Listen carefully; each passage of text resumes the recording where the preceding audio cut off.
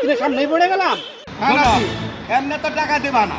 Yes! একটা নতুন ব্যবসা খুলছি। হ্যাঁ নাতি। ব্যবসাটা হইলো কি, দাঁড়াও, এটা যাওয়ার আগে তোমার বলে দিই।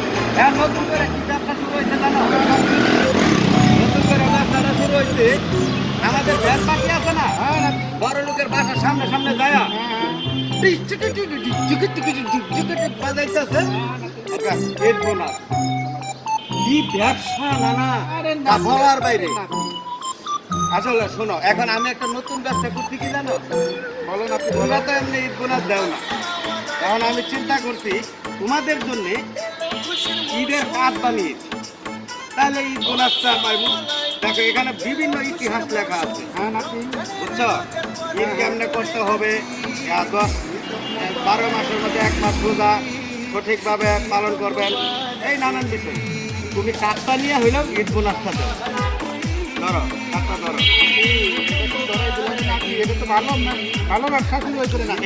এই যে তুমি দেখো তো কত সুন্দর লোকটা দাঁড়ায় আছে। বিদেশি বিজনেস শুরু হয়েছে করেছো তুমি নাতি। হ্যাঁ, এই না না, হ্যাঁ নাতি। এটা কি দিছ তুমি? এটা তোর ঈদ বোনাস দিছি। এই কার্ডটা বানাইতে আমার 150 টাকা গেছে, আর তুমি আমার 20 টাকা দিছ।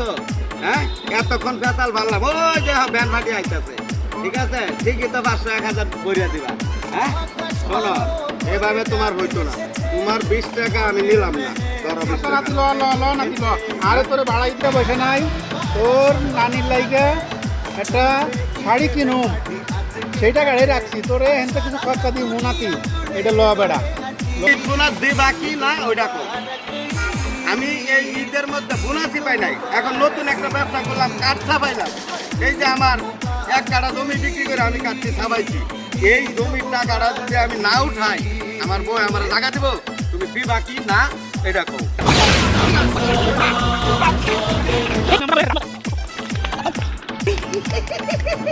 বোনাস দাও না, এই জন্য ছাইট খাইলাম। আসসালামু আলাইকুম, সকলকে ঈদ মোবারক জানাচ্ছি। দেখুন, আমরা আসলে প্রফেশনাল অভিনেতা না, আমরা এমনি বিনোদন ফানি করার জন্যে আমরা এটা করি। কেমন হয় জানি না, তারপরেও চেষ্টা করি আপনাদের হাসানোর জন্য। এই যে নানা ভাই আর আমি হয়েছি নাতি, আর আমার কাকুতা আছে, আমরা চাকরি থাকে মাঝে মাঝে একটু দুষ্টামি মজা করি, এই আর কি। সকলে আমাদের জন্য দোয়া করবেন। ঈদ মোবারক।